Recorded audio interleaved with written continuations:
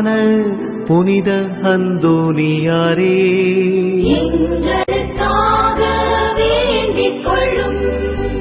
பக்திஸ்வாலக சபையின் நவரத்தினமான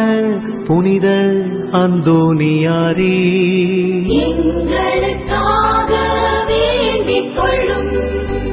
பக்திஸ்வாலக பிரான்சிஸ்குவை உத்தம விதமாய் கண்டு பாவித்தவரான புனித அந்தோனியாரே,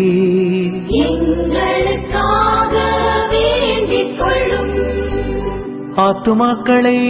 ரட்சிக்க வேண்டுமென்னும் ஆவலினால் அப்போஸ்தலரான புனித அந்தோனியாரே,